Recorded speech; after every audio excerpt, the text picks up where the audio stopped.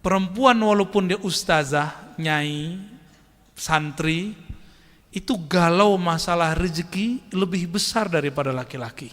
Maka perempuan yang idealisnya tinggi, mau ngaji, mau nanti punya suami santri, walaupun cuma dengan tempe aku rela bersamamu, itu berubah kalau sudah punya anak. Mas, aku lapar, kata si mas, dengarkan suaraku yang indah dan merdu. Gak kenyang, gak bisa kenyang, ya. Mas, aku butuh fulus, dengerin surah Al-Waqiah 7 kali. Kalau keyakinannya kuat, itu rezekinya ketarik. Saya adalah saksinya di muka bumi, bahwa orang yang menguatkan magnet Ar-Razzaq dalam dirinya, maka rezeki datang. Orang dekat sama yang Razzaq, rezeki datang. Jangan cari rezekinya, cari rezaknya. Soleh itu peletnya abadi. Mahabbah Sulaimaniyahnya, ya. Itu biasa banget itu. Mahabbah tertinggi, mahabbah Muhammadiyah. Ini bukan Muhammadiyah yang itu, ya. Mahabbah Nabi Yuna Muhammad sallallahu alaihi wasallam.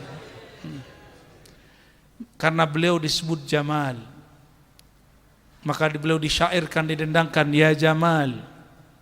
Dan beliau mengatakan Jamali nisfu, apa Jamalu Yusuf nisfu Jamali. Nabi Yusuf itu membuat mak-mak sosialita di Mesir itu nggak nyadar, udah gores-gores tangannya, bukan motong, nggak, udah luka-luka, nggak nyadar ngeliat muka Nabi Yusuf, ya. Nabi Ucup kata orang Betawi, ya. Itu nggak ngerasa, baru ngelihat muka wajah Nabi Muhammad SAW. Kata beliau, aslinya hakikat jamalku itu lebih tinggi daripada Jamal Yusuf. Jamal Yusuf cuma separuh jamalku. Ternyata Jamalullah, Allah bagi seperempat untuk Nabi, separuh untuk Nabi, setengah. Seperempat untuk Nabi Yusuf, seperempatnya dari awal penciptaan alam sampai surga nanti. Berarti Nabi Muhammad berapa? Jadi surga sebenarnya siapa? Haqiqatul jannah Sayyiduna Nabi sallallahu alaihi. Jadi kalau salawat jangan karena pengen beli sesuatu, tapi karena pengen bersama baginda Nabi Muhammad sallallahu alaihi wasallam. Semua maksud kalian dikasih. Tapi kalau niatnya karena pengen ini, pengen itu, ya selesai itu udah hilang. Nanti ketemu Rasulullah di alam akhirat. Kalau ketemu, bilang ya Rasulullah isfa'li al-madad ya sayyidi adrikni ya Rasulullah, kata Nabi. Kan kamu sudah dapat yang kamu minta dulu di dunia. Kamu kan salawat bukan untukku, kamu salawat untuk dirimu. Nah ini da'i-da'i ilallah ini harus diajar bersolawat lillah, bukan bersolawat li ghairillah. Berpuasa lillah, karena Allah mengatakan as-sawmu li, puasa itu untukku, karenaku, bukan karena ini dan itu. Maka hikmah kita harus dinaikin jadi hikmah ulia, hikmah yang lebih tinggi, yaitu kepada Allah Subhanahu wa ta'ala. Mau membenarkan niatnya. Jadi kalau mau niat puasa aja, di belakang lillahi ta'alanya dikencengin, ya, lillahi, hanya karena Allah Subhanahu wa ta'ala, ya. Al-muqaddir fiha arzaqal ibad, Allah lah yang mengatur kadar rizki-rizki hamba, dan itu sudah ditentukan di langit. Saya pernah menyebutkan di beberapa kejadian dan kajian, ya. Murid Sayyidatuna Rabi'atul Adawiyah, namanya Rabi'atul Basriyah. Siapa namanya? Beliau ini perempuan seperti perempuan yang lain. Ini kalian belum punya perempuan kan? Belum. Coba tanya sama para kiai yang sudah laku-laku itu ya. Perempuan walaupun dia ustazah, nyai, santri, itu galau masalah rezeki lebih besar daripada laki-laki. Makanya takluknya pakai yang warna kuning. Tahu? Emas dan emas. Emasnya dan emas. Paham gak ini? Emas, tau emas gak? Takluknya pakai itu. Kalau itu rutin, aman, aman tuh perempuan di rumah. Rabi'atul Basriyah mengalami hal yang sama. Maka perempuan yang idealisnya tinggi, mau ngaji, mau nanti punya suami santri, walaupun cuma dengan tempe aku rela bersamamu. Itu berubah kalau sudah punya anak. Udah punya anak dia mulai mikir, ntar gimana anakku sekolah. Gak cukup pakai hafalan. Apalagi pakai suara bagus. Mas, aku lapar, kata si Mas, dengarkan suaraku yang indah dan merdu. Gak kenyang. Gak bisa kenyang, ya. Mas, aku butuh fulus.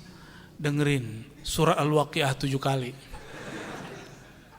Kalau istri nggak yakin ya nggak bisa. Kalau yakin bisa. Masalahnya yakin atau enggak? Yakin itu magnet. Magnet.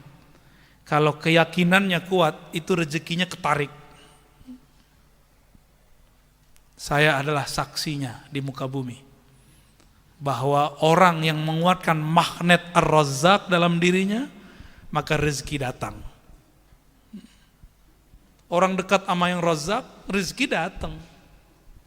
Jangan cari rezekinya, cari Razzaqnya.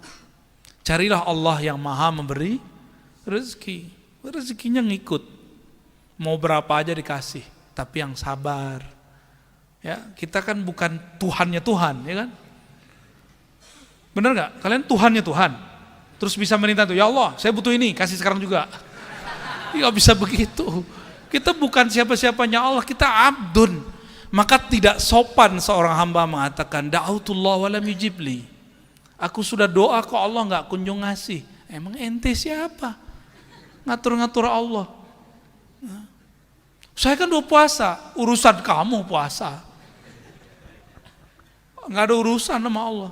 Allah mau ngasih, nggak ngasih ya nggak ngasih. Tapi dia pasti memberi di saat orang itu butuh, pasti.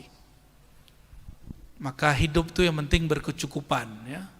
Ya, kalau lagi pengen mobil cukup, pengen rumah cukup, pengen jalan-jalan cukup, pengen ta'adud uskut.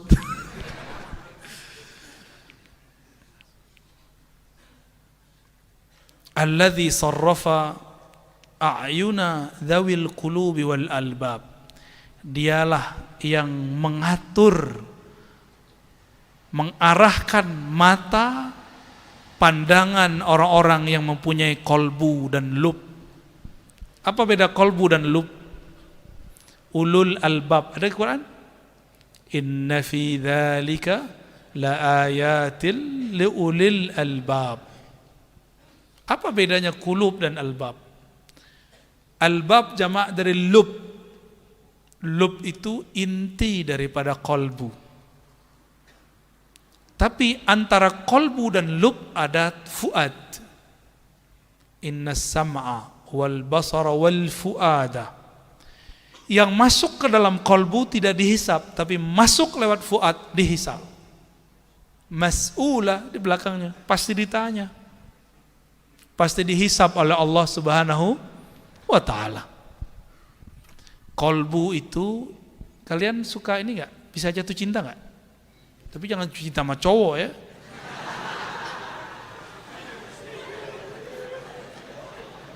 Jatuh cintanya sama awewe lah ya. Sama apa? Wedok. Hah? Wedok apa wedus? Jangan kebalik-balik ya. Makanya Gak usah deh. Gawat ya, kalau dibahas gawat ya. Kolbu ini bisa cinta, bisa benci, bisa mengenang, itu di kolbu. Dan kolbu itu arahnya satu, dia nggak bisa banyak. Kalau akal bisa banyak. Maka orang kalau sholat pakai akal, pasti sholatnya itu rame di otaknya. Habis ini apalagi datang, mau santri, mau kiai sama. Tuh kan.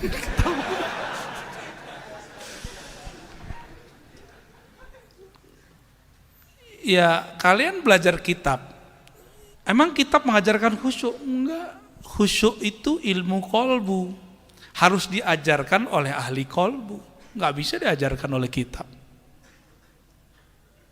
Saya hafal 31 juz, yang ke satunya apa? 31-nya apa?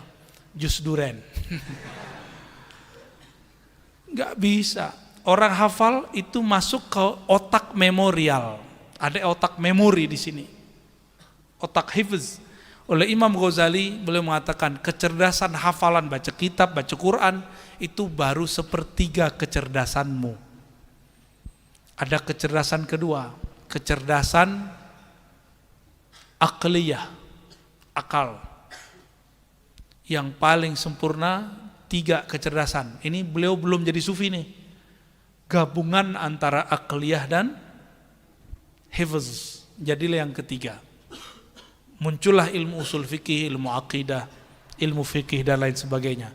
Ini Imam Ghazali sebelum jadi sufi. Setelah jadi sufi beliau revisi. Ada kecerdasan lain namanya kecerdasan kolbu.